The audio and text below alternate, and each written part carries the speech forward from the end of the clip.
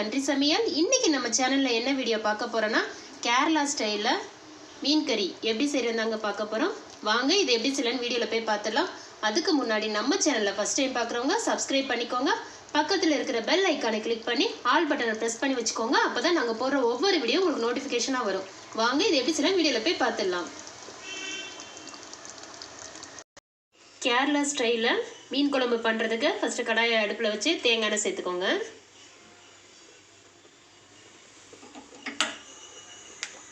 எண்ணெய் நல்லா காயட்டும். நல்லா காஞ்சிடுச்சுங்க. இப்போ 100 கிராம் அளவு சின்ன வெங்காயம் கட் பண்ணி வச்சுருக்கேன், அதை கூட சேர்த்துக்கலாம். வெங்காயத்தை எண்ணெயிலே நல்லா வதக்கி விட்டுக்கோங்க.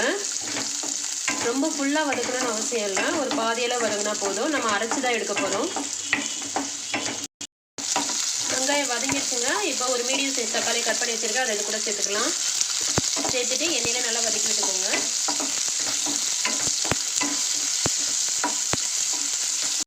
வெங்காயம் தக்காளி எண்ணெயில நல்லா வதங்கிடுச்சு. இப்போ இது நம்ம எடுத்து நல்லா முழுமையாக ஆற வச்சு நம்ம அரைச்சி எடுத்துக்குவோம். வெங்காயம் தக்காளி அரைச்சி எடுத்து வச்சுங்க. இப்போ அதே கடையில் கொஞ்சம் எண்ணெய் இருக்குது, இது கூட கொஞ்சமாக எண்ணெய் சேர்த்துக்கோங்க. சேர்த்துட்டு எண்ணெய் நல்லா காயட்டும். எண்ணெய் நல்லா காஞ்சிடுச்சுங்க. இதில் கொஞ்சமாக வெந்தயம் சேர்த்துக்கோங்க. பூண்டு கட் பண்ணி வச்சுருக்கேன், அதை இது கூட சேர்த்துக்கலாம். சேர்த்துட்டு எண்ணெயிலே நல்லா வதக்கி விட்டுக்கோங்க. இது கூட கொஞ்சமாக கருவேப்பிலை, பச்சை மிளகாய் கீழே வச்சுருக்கேன், அதை இது கூட சேர்த்துக்கலாம். சேர்த்துட்டு நல்லா வதக்கி விட்டுக்கோங்க. இப்போ இதுக்கு தேவையான மசாலா சேர்த்துக்கலாங்க. 1/4 ஸ்பூன் மஞ்சள் தூள், 1 ஸ்பூன் மல்லித்தூள், 1 ஸ்பூன் தனி மிளகாய் தூள் சேர்த்துக்கோங்க. சேர்த்துட்டு எண்ணெயிலே நல்லா மிக்ஸ் பண்ணி விட்டுக்கோங்க. எண்ணெயிலே நல்லா மசாலா ஃபுல்லாக நல்லா மிக்ஸ் ஆகி வரணும். மசாலா ஃபுல்லாக எண்ணெயிலே நல்லா வதங்கிடுச்சுங்க. இப்போ நம்ம அரைச்சி வச்ச வெங்காயம் தக்காளி இது கூட சேர்த்துக்கலாம். சேர்த்துட்டு நல்லா வதக்கி விட்டுக்கோங்க. தேவையான அளவு உப்பு சேர்த்துக்கோங்க. உப்பு சேர்த்துட்டு நல்லா மிக்ஸ் பண்ணி விட்டுக்கோங்க. ஒரு 2 நிமிஷம் எப்படியே இருக்கட்டும்.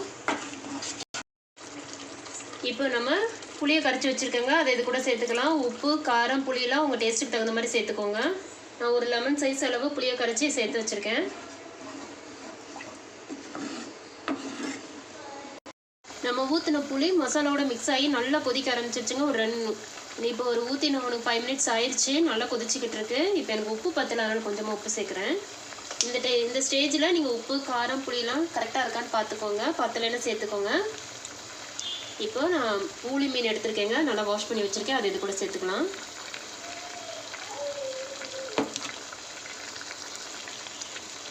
எல்லாத்தையும் சேர்த்தாச்சுங்க. இங்கே பாருங்கள், எல்லா மீனையும் சேர்த்துட்டேன். இப்போ மூடி போட்டு ஒரு 5 நிமிஷம் அப்படியே வேக வச்சு எடுத்துக்குவோம். சூப்பரான கேரளா ஸ்டைலில் மீன் குழம்பு ரெடி ஆயிடுச்சுங்க. பாருங்கள் எவ்வளோ சூப்பராக ரெடி ஆயிருக்குன்னு. இதே மாதிரி நீங்களும் உங்கள் வீட்டில் ட்ரை பண்ணி பாருங்கள். ட்ரை பண்ணி பார்த்துட்டு எப்படி வந்ததுன்னு எங்களுக்கு கமெண்ட்ல சொல்லுங்கள். இந்த வீடியோ உங்களுக்கு பிடிச்சிருந்துச்சுன்னா லைக் பண்ணுங்கள், ஷேர் பண்ணுங்கள், கமெண்ட் பண்ணுங்கள், கண்டிப்பாக சப்ஸ்கிரைப் பண்ணுங்கள். நம்ம இன்னொரு வீடியோவில் பார்க்கலாம். பாய்.